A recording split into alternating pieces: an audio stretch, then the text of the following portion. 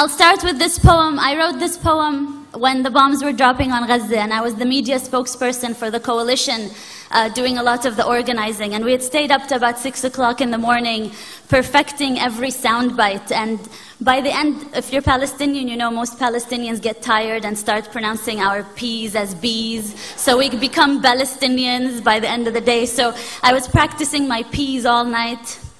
And the next morning, one of the journalists asked me, "Don't you think it would all be fine if you just stopped teaching your children to hate?" I did not insult the person. I was very polite. But I wrote this poem as a response to these types of questions we Palestinians always get. Today, my body was a TV'd massacre. Today, my body was a TV'd massacre that had to fit into sound bites and word limits. Today, my body was a TV'd massacre that had to fit into sound bites and word limits, filled enough with statistics to counter measured response. And I perfected my English and I learned my UN resolutions. But still, he asked me, "Ms. Ziadah, don't you think everything would be resolved if you would just stop teaching so much hatred to your children?" Pause. I look inside of me for strength to be patient, but patience is not at the tip of my tongue as the bombs drop over Gaza. Patience has just escaped me. Pause. Smile.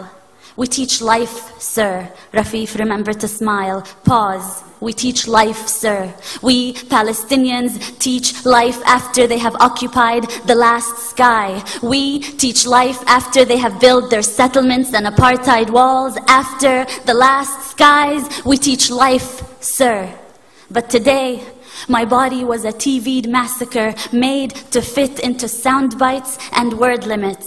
And just give us a story, a human story. You see, this is not political. We just want to tell people about you and your people. So give us a human story. Don't mention that word apartheid and occupation. This is not political. You have to help me as a journalist to help you tell your story, which is not a political story. Today, my body was a TV'd massacre. How about you give us a story of a woman in Gaza who needs medication? How about you? Do you have enough bone-broken limbs to cover the sun? Hand me over your dead and give me the list of their names in 1,200 word limits. Today, my body was a TV'd massacre made to fit into sound bites and word limits and move those that are desensitized to terrorist blood.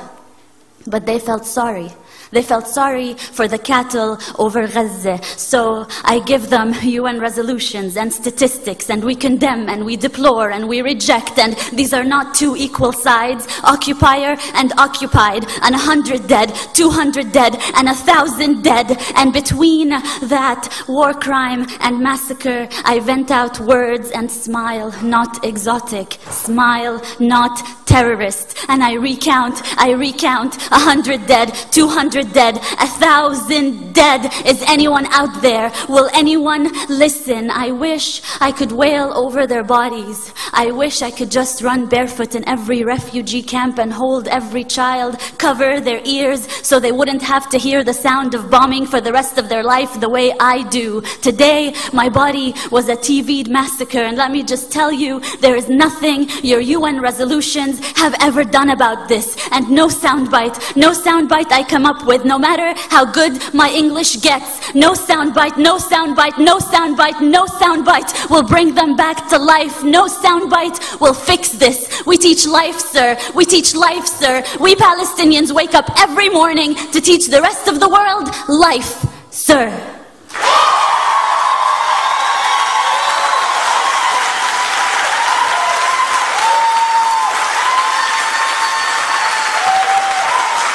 Thank you.